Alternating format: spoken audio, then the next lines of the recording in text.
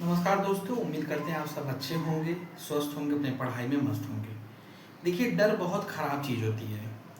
आम तौर पे अगर एक आपने कहावत सुना होगा कि अगर किसी व्यक्ति को सांप काट लेता है, तो सांप काटने से उसकी मौत नहीं होती है जितना उसकी डर से हो जाती है कि हॉस्पिटल ले जा रहे हैं, रास्ते में उसने दम तोड़ दिया। कारण ये कि मन में एक भय आ जाना। तो यही कंडीशन कुछ आप लोगों के साथ भी चल रही है और वो स्वाभाविक है, कोई भी रहेगा उस जगह पे तो वो माइंड में वो चीज़ चलेगी ही चलेगी। लेकिन मैं आपको सीधा सीधा और क्लियर कट आज मैं रास्ता बताऊंगा और इससे इस वीडियो के बाद से आपकी सारी प्रॉब्लम जो है दूर हो जाएगी। जैसा कि जो 50% एलिजिबिलिटी क्राइटेरिया को लेके तरह तरह की बातें आ रही हैं सामने, कोई अपने आप को एमआरएस का शिक्षक बता के बता रहा है, कोई कुछ कह के बता रहा है, कोई कुछ कह के बता रहा है, कोई किसी अलग पॉइंट ऑफ व्यू से बता रहा है।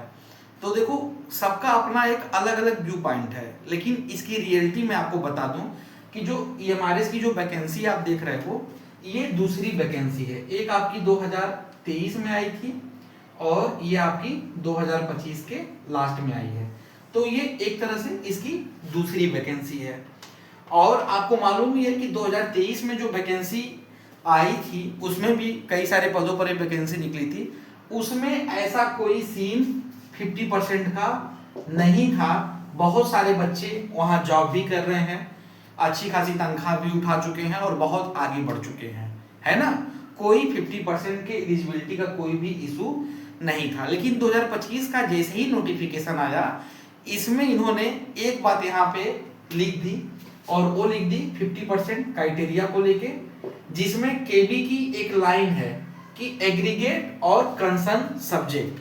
अब इसी चीज को लेके यहाँ पर पूरा का पूरा विवाद गहरा रहा है। बहुत सारे ऐसे बच्चे हैं, जैसे किसी ने टीजीटी आर्ट के लिए अप्लाई किया है, किसी ने टीजीटी हिंदी के लिए अप्लाई किया है, किसी ने इंग्लिश के लिए अप्लाई किया है, टीजीटी के अलग अलग विषयों में उन्होंने अप्लाई किया है।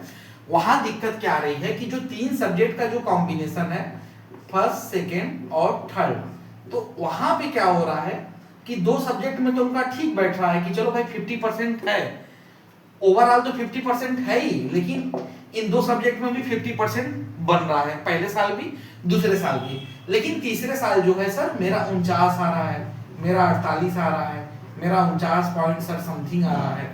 तो इस कंडीशन में हमारे साथ क्या हो सकता है? एक ये मैटर फंस रहा है। दूसरा मैटर ये फंस रहा है कि ऐसे भी बच्चे हैं कि जिनका मालूम चल रहा है कि ओवरऑल 50% है, लेकिन एक या दो विषय में, एक या दो ईयर में ऐसा हुआ है कि वो दोनों में 50% नहीं है। तो वो बच्चे क्या करें? तो ये सारी बातों का मैं एक अल्प विराम यहां देना चाहूंगा आप सभी को कि देखो, जो रूल कहता है वो रूल तो ये लोग फॉलो अप करेंगे, लेकिन एक वास्तविकता ये भी है और इस बात की कोई अतिशयोक्ति नहीं है कि कुछ चीजें गलत है। गलत ये है कि 2023 में आप कोई और रूल बना रहे हैं, यहाँ पे आप 50% को सीधे बाईपास कर दे रहे हैं, और 2025 में आप ऐसा रूल बना रहे हैं कि जिसमें 50% को लाके आप उठा पटक दे रहे हैं। तो ये पूरी तरह से गलत है। हालांकि संस्थाएं स्वतंत्र हैं, वो अपना रूल बना सकती हैं, वो नियमों में बदलाव कर सकती हैं, लेकिन इतनी भी स्वतंत्र नहीं है कि एक चैनल जो है बहुत आराम से निकल गया और एक चैनल जो है उसमें इन्होंने एक पेज फंसा दिया। तो ये एक मतलब चैलेंज का विषय है जो कि आगे जाके ये विवाद का जड़ बनेगा कि 2023 में आप एक अलग क्राइटेरिया सेट कर रहे हो नई वैकेंसी में और 2025 में आप अलग क्राइटेरिया में आ जा रहे हो, तो ये एक विवाद का विषय बनेगा। अब इसका सोल्यूशन क्या है? जहां तक मतलब मैंने बहुत लोगों से बात किया, समझा, कुछ ऐसे भी हैं कि जो टीचर्स हैं जो वहां पे पढ़ा रहे हैं और कुछ ऐसे भी हैं कि जो केबी के हैं या अलग अलग क्षेत्रों से मैंने लोगों से बात किया। तो उन लोगों का ये है कि कोई भी जब वैकेंसी जब होती है तो उसमें जो पुराना नियम होता है उसको जो है आगे रखा जाता है, पुराने नियम को ही जो है फॉलो किया जाता है, और नए नियम में अगर कोई बदलाव होता है तो उस बदलाव को देखते हैं कि वो बदलाव किस ओर जा रहा है, तो उसको अगर लागू करना रहता है तो एट ए टाइम लागू किया जाता है, नहीं तो हटा दिया जाता है। तो जहां तक संभावना है कि 2023 का ये रूल जो है ये फॉलो करेंगे और उसी के बेसिस पे जो है आपको डीवी में आगे का रास्ता मिल जाएगा। और अगर ये नहीं फॉलो करेंगे तो अगर ये 2025 के रूल में जा रहे हैं तो जहां तक संभावना है कि वो ओवरऑल 50% देखेंगे, मेरे हिसाब से कंसर्न या एग्रीगेट में उनको नहीं जाना चाहिए। हालांकि वो लाइन उन्होंने लिख दिया है, लेकिन मुझे नहीं लगता कि उस लाइन को वहां पे वो चेक करेंगे, क्योंकि देखो यहाँ संस्थाएं अलग अलग हैं। केबी का देखो रूल तो सार्वभौमिक है कि वो एक जैसा ही उसका रूल रहता है, चाहे आप 18 की वैकेंसी देख लो, चाहे आगे की वैकेंसी देख लो, चाहे उसके पहले की वैकेंसी देख लो, रूल तो वहां पे एक जैसा ही था। लेकिन ये अपने में नया है, और नए में क्या होता है कि पुरानी नियमावली को ही स्पष्ट तरीके से फॉलो कराया जाता है। तो जहां तक चांस है कि अगर पुराने वाले नियम से अगर ये जाएंगे तो ऐसा कोई सीन यहाँ पर नहीं होगा, और अगर नए नियम में भी अगर वो जाएंगे तो जहां तक संभावना है कि वो ओवरऑल 50% देखेंगे। ये नहीं है कि आपका एक साल में अगर देखेंगे किसी में कम है तो उसको काउंटर कर देंगे, या दूसरे साल में देखेंगे किसी में कम है उसको काउंटर कर देंगे। मतलब ऐसा मुझे नहीं लगता कि ऐसा यहाँ पे नौबत आएगा। तो ये तो हो गई एक मतलब पक्ष की बात हो गई, आप लोगों के मन की बात हो गई कि ऐसा मतलब संभावना लग रहा है। अब आते हैं कुछ मुद्दों पे।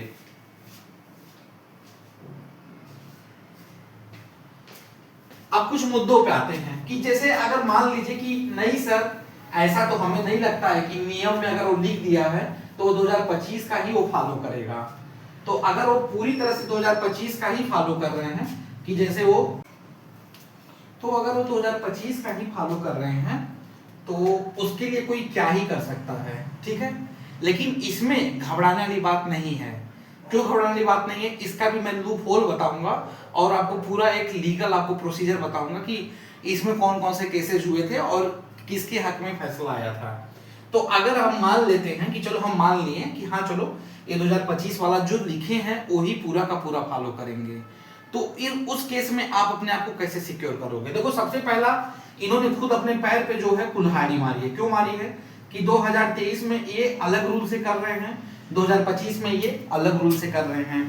नियम चेंज होता है लेकिन इतना जल्दी जल्दी नियम नहीं चेंज होता है, और इतना बड़ा लूप होल नहीं दे सकते हैं किसी भी नियम के सापेक्ष, ठीक है। कि इतना भी लूप होल नहीं मानते हैं कि 2023 में जो है कि 10 रुपए की जो है 1000 वैल्यू थी, एक बात मैं मान दे रहा हूं, और 2025 में जो है 10 रुपए की जो है वो 1 रुपए वैल्यू है। तो इतना भी ऐसा मतलब अप्रत्याशित कोई चीज नहीं होता है। नियम कानून सही बात है बदलते हैं, लेकिन इस तरीके से नहीं बदलते हैं कि जो मतलब एकदम उलट हो जाए, ठीक है। तो इस बात को आप अपने माइंड में सेट कर लीजिएगा। सपोज दैट अगर चलो मान लो वो इस चीज को कर ही दे तो फिर आप उस पर क्या करेंगे। तो देखिए करने का यही है कि आपको सीधे क्या करना है कि अगर आप पात्र हैं, नौकरी पाने जा रहे हैं और सब कुछ आपका सही है, आपने बढ़िया स्कोर किया है, लेकिन केवल कि यही 50% की वजह से अगर आप फंस रहे हैं तो आपको सीधे क्या करना है कि आपको अपने लिए एक याचिका लगानी है। या जो ऐसे बच्चे जो जैसे ग्रुप में हैं, ढेर सारे बच्चे हैं कि भाई जिनका एक से ज्यादा इशू है, इसी तरीके के इशू में वो इन्वॉल्व हैं, तो उनको क्या करना है, सीधे EMRS के खिलाफ कोर्ट जाना है और कोर्ट में इन सारी बातों का उल्लेख करते हुए पुराने नियम को फॉलो करने के लिए बोलना है और उसी पे जो है आपको टिके रहना है।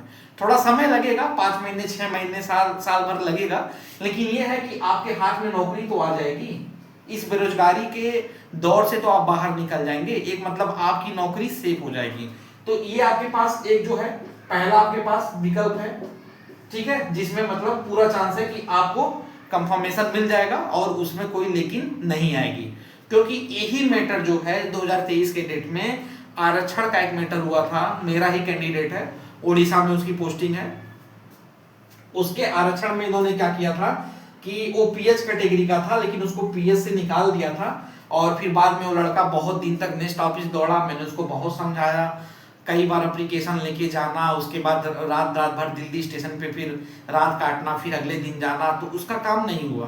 फिर थक हार के उसने जो है याचिका लगाई तो याचिका में हुआ कि हाँ मतलब जो है इन्होंने गलत संशोधन कर दिया है और उसको पूरा का पूरा वंचित कर दिया है। फिर बाद में उस लड़के के साथ साथ और भी 5 ऐसे कैंडिडेट थे कि जिनको जो है बहाल किया गया और बाकायदे उनकी जो है नियुक्ति पत्र जारी हुई, और वो बच्चे आज के डेट में ज्वाइन करके अपना जॉब कर रहे हैं। तो एक केस ये आया था कि ऐसे मतलब सर इन्होंने हमारे साथ चीटिंग की है, बताइए क्या करें, जंतर मंतर पे धरना तक की बात आ गई थी। तो हम बोले थे कि ऐसा कुछ करने का फायदा नहीं है, उल्टा आप लोग अंदर चल जाओगे जो माहौल वहां पे अभी इस समय है। तो फिर वो बच्चे जो है अपना नियम से याचिका दायर किए और याचिका में उनको लाभ मिला। कोर्ट का डायरेक्शन आया था कि 3 महीने के अंदर जो है इनको नियुक्ति पत्र देके और संबंधित विद्यालय पे ज्वाइन करा दिया जाए। फिर बाद में उन्हें ज्वाइन करा दिया गया। तो यही है कि एक विकल्प तो ये आपके पास खुला हुआ है। कुछ अगर हम पुराने रुझान पे अगर देखें, पुराने रुझान की अगर हम बात करें, जैसे कि एक केस आया था, नागपुर का आया था, जैसे मैं आपसे कल जिक्र भी कर रहा था। नागपुर के केस में भी यही था कि एडवर्टाइजमेंट जो इन्होंने निकाला था पहली वैकेंसी का, वो कुछ और पद्धति से वो ले जा रहे थे। दूसरी मतलब जो उन्होंने वैकेंसी निकाली तो उसमें उन्होंने 50% क्राइटेरिया के साथ साथ जो है कंसर्न और एग्रीगेट सब्जेक्ट वाला फंसा दिया था। तो बच्चे जब कोर्ट गए तो कोर्ट ने पहले क्या किया कि इनके खिलाफ ही मतलब आदेश दे दिया। क्यों दे दिया इनके खिलाफ कि भाई आप आए हैं, आप एडवर्टाइजमेंट पढ़ के भी अगर आपने फॉर्म डाला है तो आपकी गलती स्वयं की है। फिर बच्चे डबल बेंच में गए तो डबल बेंच ने इस बात को माना कि एक बहुत बड़ी मतलब यहाँ पे जो है मिस्टेक है कि पहले जो इन्होंने वैकेंसी निकाला था वो अलग पद्धति से निकाला था, उसमें ऐसा क्राइटेरिया नहीं था और उस वैकेंसी को निरस्त करके फिर वैकेंसी निकाला जिसमें जो है एक अलग इन्होंने क्राइटेरिया दे दिया। जैसे कुछ विषयों की वैकेंसी को इन्होंने निरस्त कर दिया, फिर दूसरी जब वैकेंसी थी तो 50% का क्राइटेरिया दे दिया। तो कोर्ट ने माना कि ये मतलब आयोग का यहाँ पे गलती है और इसको उन्होंने सिरे से जो है खारिज कर दिया। अब खारिज कर दिया तो उसके बाद फिर क्या हुआ कि फैसला बच्चों के हक में चला गया और बच्चों को जो है पुराने वैकेंसी के रूल से वहां पे शामिल कर लिया गया। तो एक ये था जजमेंट।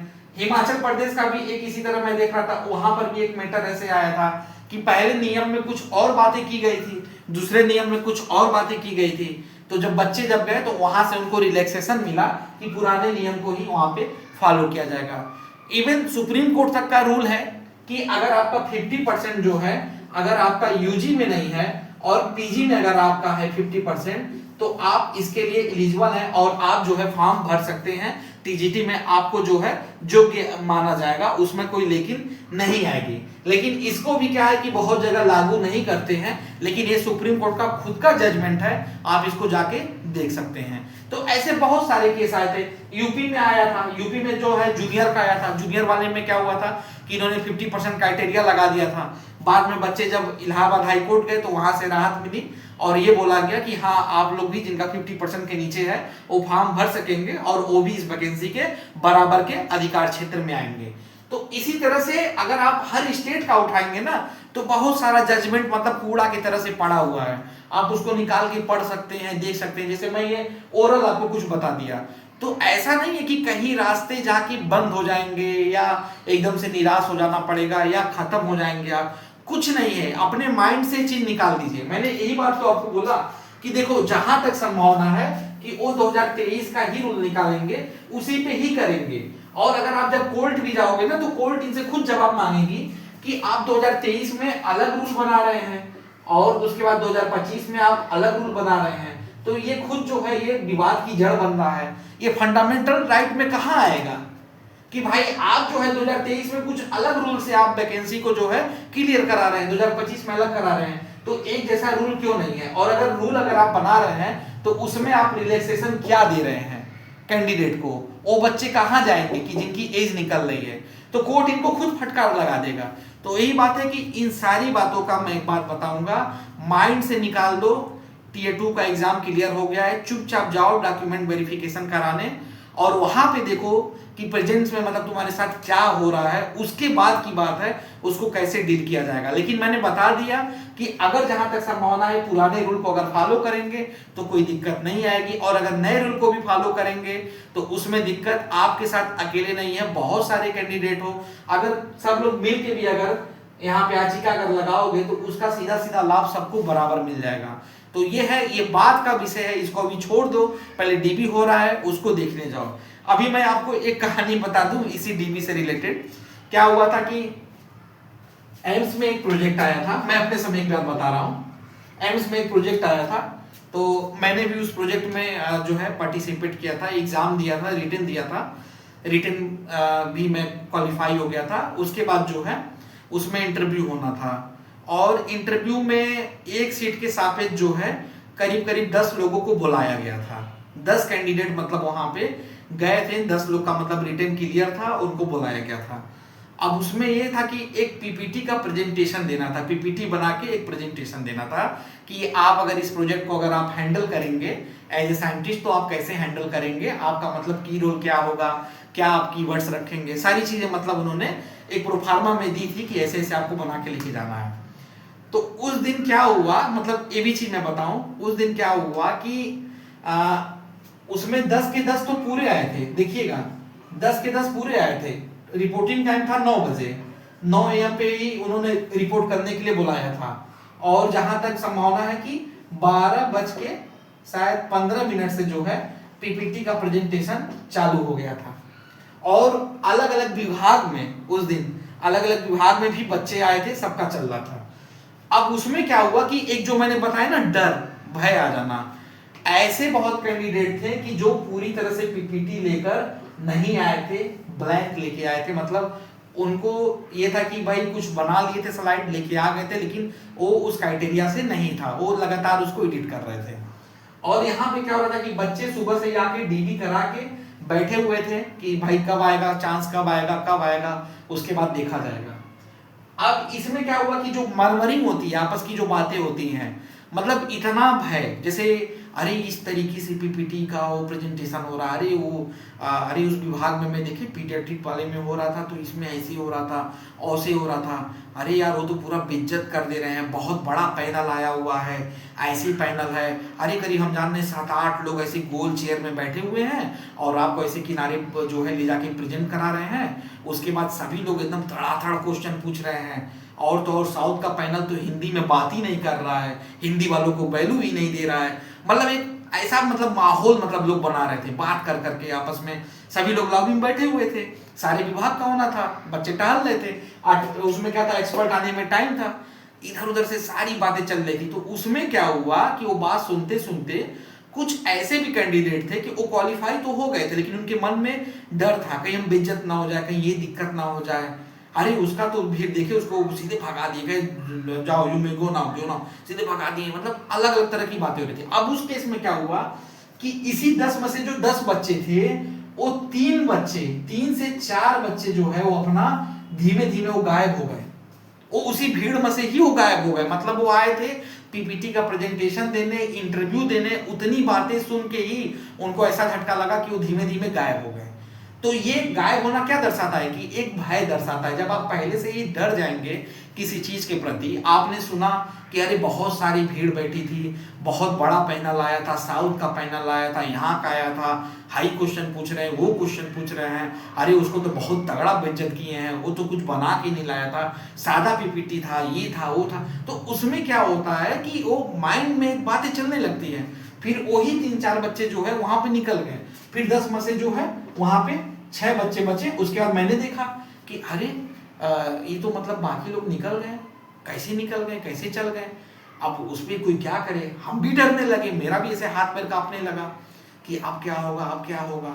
उसके बाद जब वहां पे टाइम आया तो मैं आराम से गया, और वहां का मैं आपको एक्सपीरियंस बताऊं कि वहां पे क्या था कि सही बात है गोल चेयर ही था, ऐसे स्क्वायर में लोग वहां पे बैठे हुए थे, और उनके सामने जो है पानी का, मैंने देखा वहां पे जो ऑब्जर्व किया मैं आपको बता रहा हूँ, पानी का वहां पे ग्लास था, और उसके बाद नाश्ते वगैरह चल रहे थे, वो लोग नाश्ते कर रहे थे आराम से।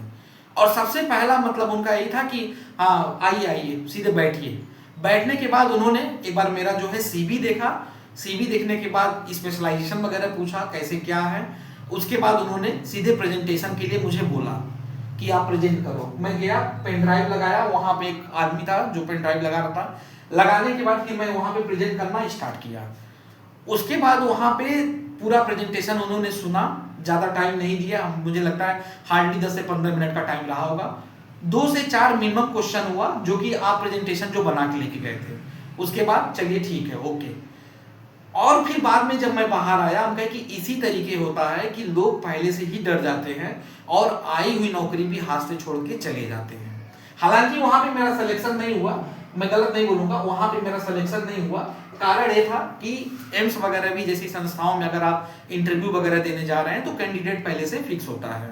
तो जो नए बच्चे थे वो ऐसे डरे कि वो डर के ही मतलब उन्होंने छोड़ के वो भाग गए, और उसमें फायदा किसका हुआ, पैनल का हुआ। तो यही बात है कि आपको डरना नहीं है, घबराना नहीं है, परेशान नहीं होना है। जो चीजें हैं उसको आप करिए, आगे जब सामने पड़ेगा तो उस पर बात की जाएगी। अभी से जो है मत डरिए कि भेड़िया आया, भेड़िया आया, भेड़िया आया। आपका नंबर है, आप जाइए, आप वहां पे डीबी कराइए, उसके बाद कोई बात होगी तो उसको संभाला जाएगा। सारे लूप होल मैंने आपको बता दिए हैं, सब कुछ समझा दिया है। तो आज के लिए इतना ही। बाकी अगर आप चैनल पे नए हैं तो चैनल को लाइक और सब्सक्राइब करें। बहुत बहुत धन्यवाद।